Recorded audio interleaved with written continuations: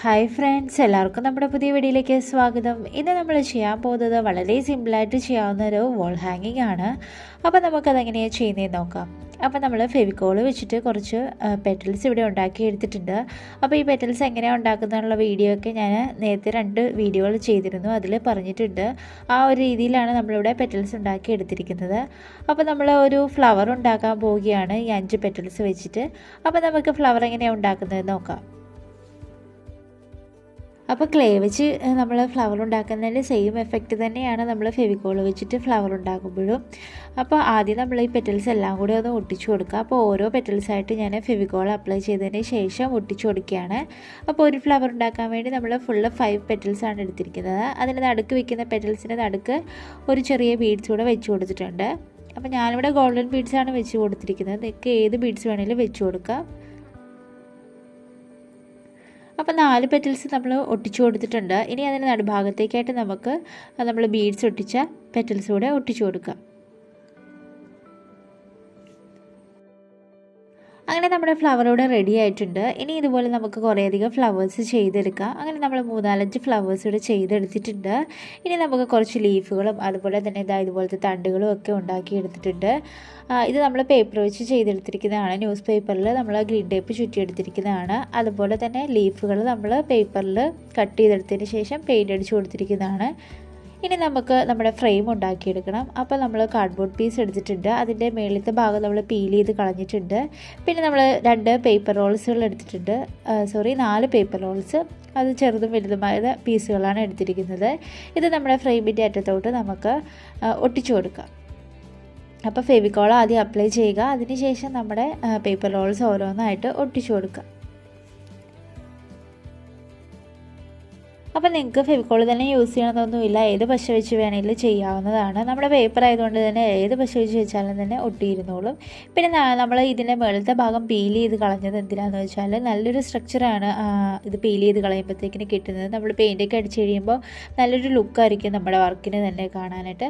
അപ്പോൾ നമ്മളിതാ ഇതുപോലത്തെ വലിയ നമ്മുടെ പേപ്പർ റോൾസ് ഇതിലേക്ക് ഒട്ടിച്ചു കൊടുക്കുക. ഒട്ടിച്ചു കൊടുക്കുമ്പോൾ നിങ്ങൾ ആ മടക്ക് വരുന്ന ഭാഗം ഒട്ടിക്കാതെ ഓപ്പോസിറ്റ് സൈഡ് വെച്ചിട്ട് ഒട്ടിക്കണം. ഇല്ലെങ്കിൽ നമ്മൾ പെയിൻ്റ് അടിച്ച് കഴിയുമ്പോൾ ആ ഭാഗം ഇതുപോലെ പ്രൊജക്റ്റ് ചെയ്ത് നിൽക്കും.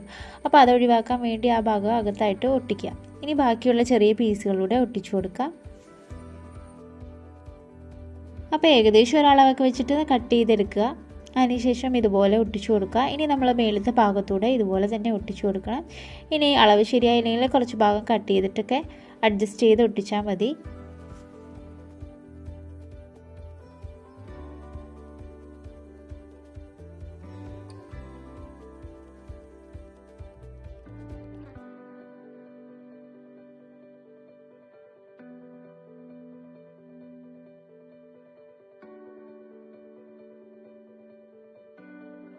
ഇനി നമുക്ക് ഈ എക്സസ് ആയിരിക്കുന്ന പാർട്സ് എല്ലാം ഒന്ന് കട്ട് ചെയ്ത് മാറ്റാം.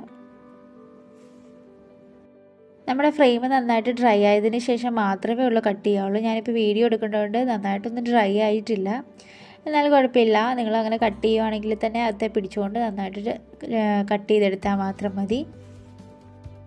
അപ്പം നമ്മുടെ ഫ്രെയിമിൻ്റെ ഒരു സ്ട്രക്ചർ കിട്ടാൻ വേണ്ടി ഇതുപോലെ ഒന്ന് നന്നായിട്ടൊന്ന് പ്രസ് ചെയ്ത് ഒട്ടിച്ചു കൊടുക്കുകയാണെങ്കിൽ നന്നായിട്ട് തന്നെ അത് പതിഞ്ഞ് ഒട്ടിയിരുന്നോളും. അപ്പോൾ ആ ഒരു രീതിയിൽ നമുക്ക് എല്ലാം ഒന്ന് ചെയ്തെടുക്കണം.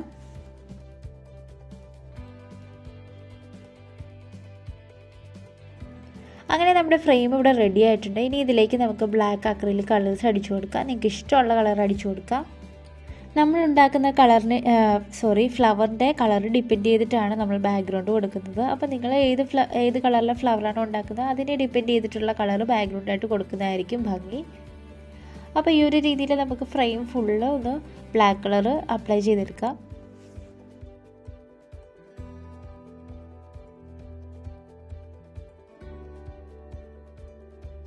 ബ്ലാക്ക് കളർ അടിച്ചതിന് ശേഷം നിങ്ങൾക്ക് ഗോൾഡൻ കളർ ടച്ച് ചെയ്ത് കൊടുക്കണമെങ്കിൽ അങ്ങനെ ചെയ്യാം. നമ്മളിപ്പോൾ അത് ചെയ്തെടുക്കുന്നില്ല, നമ്മൾ ഓൾറെഡി ബ്ലാക്ക് കളർ ഫുൾ അങ്ങ് അടിക്കുകയാണ്.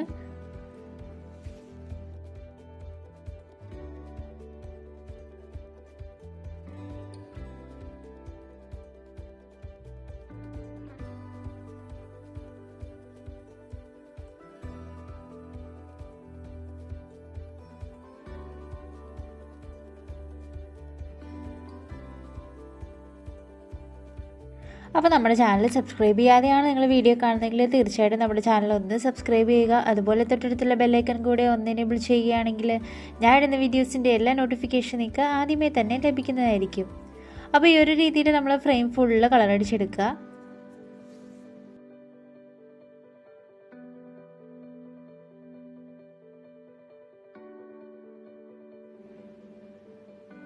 അങ്ങനെ നമ്മുടെ ഫ്രെയിം ഇവിടെ റെഡി ആയിട്ടുണ്ട്.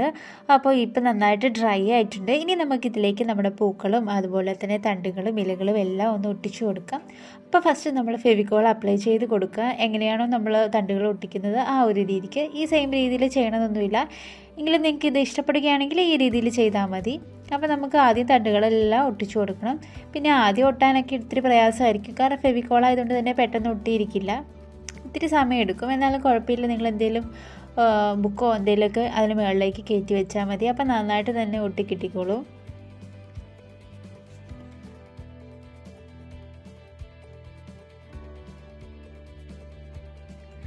അപ്പോൾ ഈ തണ്ടുകൾക്ക് പകരം നിങ്ങളുടെ കയ്യിൽ ബുള്ളറ്റ് ഉണ്ടെങ്കിൽ അത് യൂസ് ചെയ്താൽ മതി. അതാകുമ്പോൾ വളരെ പെട്ടെന്ന് തന്നെ ഒട്ടുകയും ചെയ്യും. അതുപോലെ തന്നെ നമുക്ക് പെട്ടെന്ന് കാണാനും നല്ലൊരു ഭംഗിയായിരിക്കും. അപ്പോൾ ആ ബുള്ളറ്റ് വേണമെങ്കിൽ അങ്ങനെ യൂസ് ചെയ്യാം. അതെല്ലാം ഇങ്ങനെ ഉണ്ടാക്കിയെടുക്കണമെങ്കിൽ അത് ചെയ്യാം. ടിഷ്യൂ പേപ്പർ വെച്ചിട്ട് റോൾ ചെയ്തതിന് ശേഷം പെയിൻ്റ് അടിച്ച് കൊടുത്താലും മതി. ഏത് രീതിയിൽ വേണമെങ്കിലും നമുക്ക് തണ്ടുകൾ ഉണ്ടാക്കിയെടുക്കാം.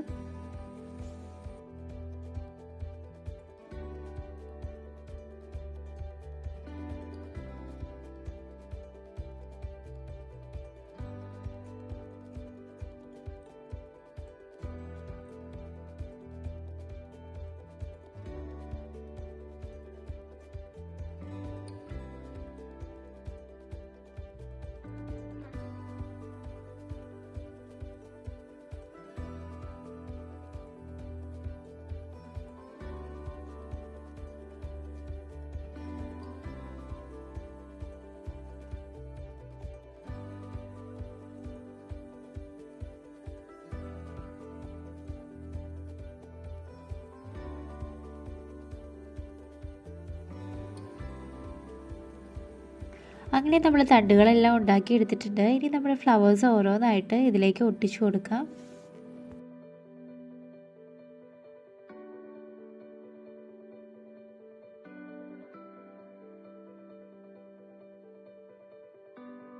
അപ്പം നമ്മൾ ക്ലേ വെച്ചുണ്ടാക്കിയ ഫ്ലവേഴ്സിൻ്റെ സെയിം എഫക്റ്റ് തന്നെയാണ് നമ്മൾ ഫെവിക്കോൾ വെച്ചിട്ടുണ്ടാക്കിയ ഫ്ലവേഴ്സിനും. നല്ലൊരു ഷൈനിങ് ലുക്കാണ് ഇപ്പം തന്നെ കാണാനായിട്ട്. ഇനി വാർണിഷൂടെയൊക്കെ അടിച്ച് കഴിയുമ്പോൾ നല്ലൊരു ലുക്കായിരിക്കും. അപ്പോൾ ഈ ഒരു രീതിയിൽ നമുക്ക് എല്ലാ ഫ്ലവേഴ്സും ഒന്ന് ഒട്ടിച്ചു കൊടുക്കാം.